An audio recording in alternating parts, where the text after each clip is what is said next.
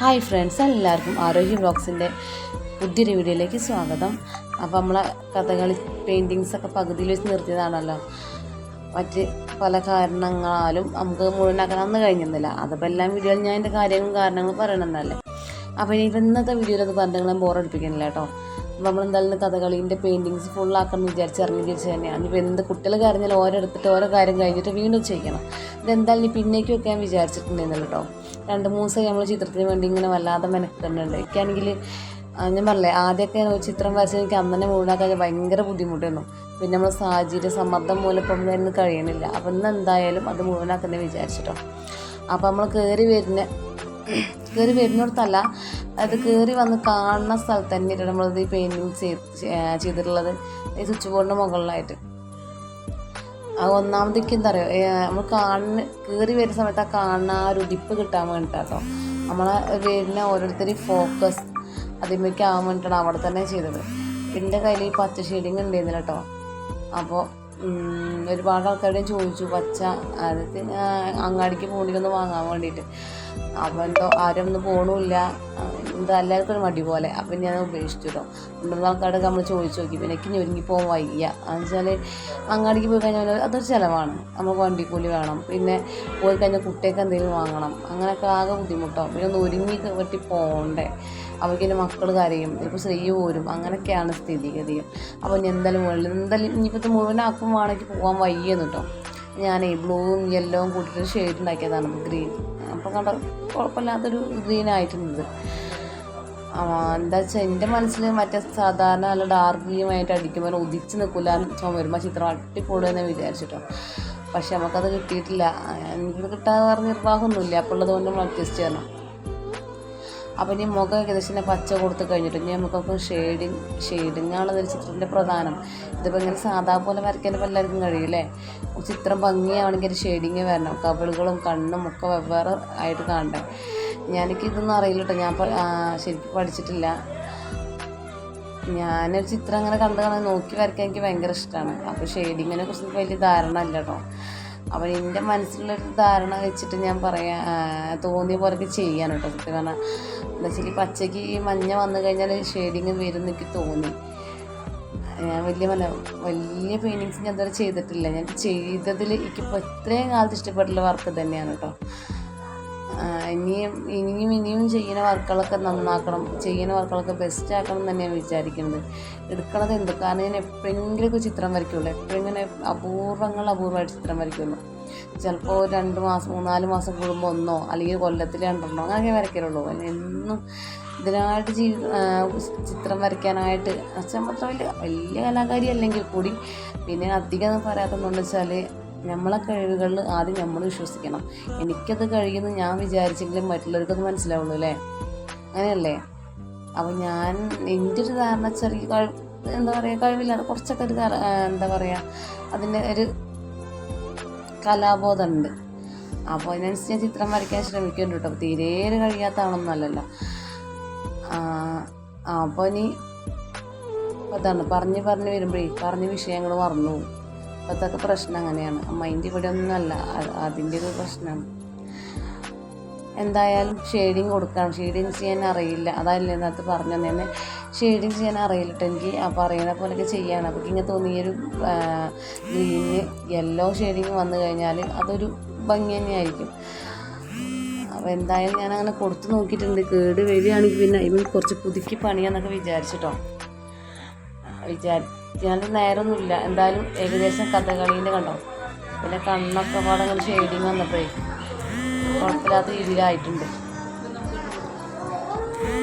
ഇപ്പം ഞാൻ എത്ര ഭംഗിയുണ്ട് എന്ന് പറഞ്ഞ കാര്യമില്ല, നിങ്ങൾക്കും കൂടി തോന്നണം എത്രത്തോളം ഭംഗിയുണ്ട് എന്നുള്ള കാര്യം അല്ലേ. ഞാനിപ്പോൾ എനിക്ക് ഇഷ്ടപ്പെട്ടു. എൻ്റെ വർക്കല്ല, എനിക്ക് ഇഷ്ടപ്പെടാക്കാൻ പറ്റില്ലല്ലോ.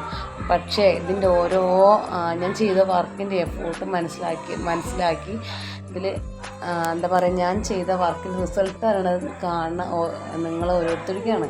അപ്പോൾ ഇതിലെന്ത് പ്രശ്നങ്ങൾ അല്ലെങ്കിൽ എന്ത് ഫോൾട്ടുകൾ അല്ലെങ്കിൽ എന്ത് നിർദ്ദേശങ്ങൾ വയ്ക്കാൻ നിങ്ങൾ പറയുക.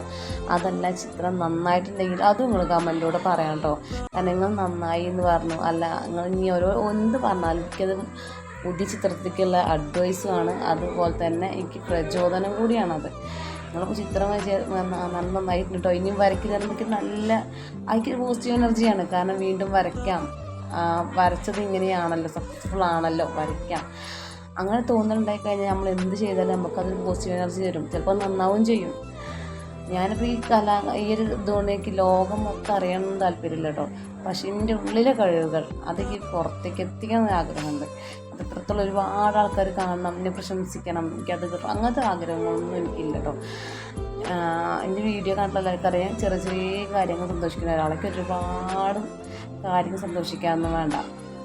പക്ഷെ ഉള്ള കുഞ്ഞു കുഞ്ഞു കാര്യങ്ങളും മനസ്സിന് സന്തോഷം നൽകുന്ന കാര്യങ്ങളാണെങ്കിൽ അതുതന്നെ എനിക്ക് ഏറ്റവും വലിയ കാര്യം. പിന്നെ ആ ഒരു സമാധാനം, ആ സന്തോഷത്തിന് കിട്ടുന്ന സമാധാനം ഉണ്ടല്ലോ, അതിൻ്റെ അപ്പുറം എനിക്കെന്നല്ല ആർക്കും ഒന്നും വേണ്ടല്ലോ, ഒരുപാട് സ്വത്തോ കാര്യങ്ങളൊന്നും വേണ്ട. നമ്മൾ ചെയ്യുന്ന കാര്യങ്ങളിൽ അല്ലെങ്കിൽ നമുക്ക് കുറച്ച് നേരം കിട്ടുന്ന മനസ്സമാധാനം, എന്താ പറയുക, സന്തോഷം ഒരിക്കലും എന്താ പറയുക ശാശ്വതമല്ല അല്ലേ. ജീവിതം പറഞ്ഞാൽ സന്തോഷവും സങ്കടങ്ങളും ഒരുപാട് പ്രശ്നങ്ങളൊക്കെ ഉള്ള ഞാൻ ജീവിതം. അപ്പോൾ ഒരു കാര്യം മാത്രം എന്നും നിലനിൽക്കണില്ല. നമ്മുടെ ജീവിതത്തിൽ ഓരോ കാര്യങ്ങൾ മാറി മറിഞ്ഞുകൊണ്ടേയിരിക്കും. ചില സമയം സങ്കടമാണ്, അതിൻ്റെ ഇരട്ടി നമുക്ക് സന്തോഷം കിട്ടും. മതിമറന്ന് സന്തോഷിക്കുമ്പോൾ അതിൻ്റെ ഇരട്ടി നമുക്ക് ദുഃഖിക്കേണ്ടിയും വരും. അപ്പോൾ എന്തായാലും പറഞ്ഞ് കാട് കയറുന്നില്ല. നമ്മളെ കഥകളി രൂപം ഏകദേശമൊക്കെ ഇത്രയൊക്കെ ആയിട്ടുണ്ട്. അപ്പോൾ ലാസ്റ്റ് പണിക്ക് പോയിട്ടോ, നമുക്ക് ഇനി ലാസ്റ്റ് മറ്റേ ചുണ്ടാണ്. അങ്ങനെ ലാസ്റ്റിക്ക് ചുണ്ടന്നെ വെച്ചതാണ് കേട്ടോ. അതിന് എത്രത്തോളം ശരിയെന്ന് എനിക്കറിയില്ല. എൻ്റെ ഒരു കാഴ്ചപ്പാടനുസരിച്ചിട്ട് ലാസ്റ്റ് അല്ലെങ്കിൽ മേക്കപ്പൊക്കെ ഉണ്ട് കണ്ടില്ലേ, ആ മേക്കപ്പ് ആർട്ടിസ്റ്റുകൾ അവർ ലാസ്റ്റാണ് ലിപ്സ്റ്റിക്ക് ഇടല്ലേ. അപ്പോൾ അത് കണ്ടപ്പോൾ തോന്നി ലാസ്റ്റ് തന്നെ ആയിരിക്കും ചുണ്ടിൻ്റെ അത് ഇതെന്നുള്ളത്. പിന്നെ കയ്യുമ്മലാവണേന്നുള്ള ഇതല്ലേ, മറ്റേ കൈ ഇങ്ങനെ വരുത്തിയിട്ട് അടക്കം ആവൂലേ. അപ്പോൾ എന്തെങ്കിലും മെയിൻ പണികളൊക്കെ കഴിഞ്ഞു ഈ ചുണ്ടുമ്മയ്ക്ക് എത്തിന് കേട്ടോ. അതൊക്കെ കഴിഞ്ഞിട്ട് നിങ്ങൾ പറയണത് എത്രത്തോളം ഇതിന് വർക്ക് ഭംഗിയുണ്ടോ, നല്ല വർക്കായിട്ടെന്നൊക്കെ പറയണേ. ഞാൻ വിചാരിച്ച ചുമരുന്ന നല്ലൊരു മ്യൂറൽ ആർട്ട് ചെയ്യാമെന്നാണ് വിചാരിച്ചിട്ടുണ്ട്. അതിന് കുറേ കാലമായി ഒരു കഥകളീൻ്റെ ചിത്രം ചെയ്യണം, ഇങ്ങനെ വരയ്ക്കണം. ഇപ്പോൾ കുറേ വർഷങ്ങൾക്ക് മുന്നേ വിചാരിച്ചെന്ന് വരയ്ക്കണം എന്നൊക്കെ. അപ്പം അതൊന്നും കഴിഞ്ഞില്ല. ഇപ്പം എന്തോ ഒക്കെ റെഡി ആയപ്പോൾ ചിത്രം വരയ്ക്കാൻ തോന്നുന്നുണ്ടായപ്പോൾ അതന്നെ വരച്ചേക്കാമെന്ന് വിചാരിച്ചു. ഇനി മ്യൂറൽ പെയിൻറ്റിങ് കൂടി ചെയ്യണം ചുമരിൽ കേട്ടോ. നിങ്ങൾ അത് കാണണം എന്നുള്ള താല്പര്യമുള്ളവരും കൂടി ഒന്ന് കമൻറ്റ് ചെയ്യണം കേട്ടോ. എന്നാൽ എനിക്ക് ആ ചിത്രം വരയ്ക്കുമ്പോൾ നല്ല ഒന്നും കൂടി സന്തോഷത്തോടെ ചേർക്കാൻ കഴിയുള്ളൂ. നമ്മൾ ചിത്രത്തിന് വേണ്ടി വെയിറ്റിംഗ് ഉണ്ടല്ലോ എന്ന് പറഞ്ഞാൽ സന്തോഷമല്ലേ. ഇനി എന്തായാലും എൻ്റെ സന്തോഷത്തിന് വേണ്ടി ചെറിയ ചെറിയ കാര്യങ്ങൾ ചെയ്യാൻ കഴിയുന്നതൊക്കെ ഞാൻ ചെയ്യട്ടെ. ആ ഒരു ജീവിതമല്ലേ ഉള്ളൂ, നമുക്ക് സന്തോഷിക്കണ്ടേ, ചിരിക്കണ്ടേ. ചിരിച്ചിട്ടില്ലെങ്കിൽ മനസ്സമാധാനത്തോടെ ഒന്ന് മനസ്സ് നിറഞ്ഞിരിക്കണ്ടേ. അപ്പോൾ അതിന് വേണ്ടി എന്നെ കൊണ്ട് കഴിയുന്ന കാര്യങ്ങളൊക്കെ വേണ്ടിയിട്ട് എന്തൊക്കെ ചെയ്യാൻ കഴിയും അതൊക്കെ ഞാൻ ശ്രമിച്ചുകൊണ്ടിരിക്കുകയാണ്. അപ്പോൾ ചുണ്ടിൻ്റെ പണികളും കഴിഞ്ഞു. നമുക്കതിന് എന്താ പറയുക, ഒന്ന് ഔട്ട്ലൈൻ വരച്ചിട്ടൊന്ന് ക്ലിയർ ചെയ്യണം. അതോടുകൂടി നമ്മളെ കഥകളി രൂപം പൂർണ്ണമാകുന്നു.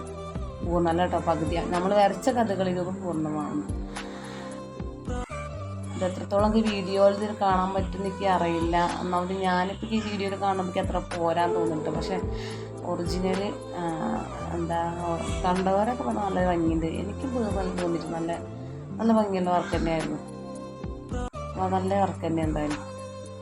ഇങ്ങനത്തെ ചിത്രം വരക്കുമ്പോൾ ഷെയ്ഡിങ്ങിനാണ് ഏറ്റവും പ്രധാനമായിട്ട് കൊടുക്കേണ്ടത്. കണ്ണല്ലേ, ആ കണ്ണ് കാണുമ്പോൾ ഏത് ഭാഗത്ത് നിന്ന് നമ്മൾ നോക്കുന്നതായിട്ട് തോന്നണം. അവിടെയാണ് ചിത്രത്തിൻ്റെ പവർ. ഇങ്ങനെ ഓരോ ചിത്രത്തേക്ക് വേണ്ടി ഇങ്ങനെ കിടക്കണം. ചുണ്ടൊക്കെ ശരിയായിട്ട് കേട്ടോ, ഔട്ട്ലൈൻ വരയ്ക്കട്ടെ കേട്ടോ. എന്നിട്ട് എങ്ങനെയുണ്ട് നിങ്ങൾ പറയണേ. ഈ ഒരു ചിത്രത്തിൻ്റെ സ്റ്റാർട്ടിങ് തൊട്ട് എൻഡിങ് വരെ നല്ല അടിപൊളിയായിട്ടോ വരയ്ക്കി എന്ന് പറഞ്ഞിട്ട് അമ്മയും ചെയ്തും ചേച്ചി നല്ലോണം മോട്ടിവേറ്റ് ചെയ്തിട്ടുണ്ട് കേട്ടോ. നന്നായിട്ടുണ്ടെങ്കിൽ ഇതിൻ്റെ ഫുള്ള് ക്രെഡിറ്റ് ഞാൻ അവർക്ക് മൂന്നാർക്കും തന്നെ കൊടുക്കുള്ളൂ. കാരണം എന്ത് ചെറിയ മിസ്റ്റേക്ക് ഉണ്ടെങ്കിലും സാറില്ല, ചെയ്യുന്നതൊക്കെ കഴിയും എന്ന് പറയുന്നത് എങ്ങനെയാക്കണം ചേച്ചി അമ്മയും ചെയ്യണം തന്നെയാണ്. എനിക്ക് എന്ത് ഉയർച്ച ഉണ്ടായാലും ഇനി എന്ത് കഴിവ് അംഗീകരിച്ചാലും അതിൻ്റെ ക്രെഡിറ്റ് മൊത്തം അവർക്ക് തന്നെയാണ് കേട്ടോ. അപ്പോൾ ഇന്നത്തെ വീഡിയോ ഇത്രയുള്ളൂ. ഇഷ്ടപ്പെട്ട എല്ലാവരും സപ്പോർട്ട് ചെയ്യുക. ഇതിൻ്റെ കമൻറ്റ് എന്താണെന്ന് അറിയിക്കുകയും വേണം കേട്ടോ. Thank you.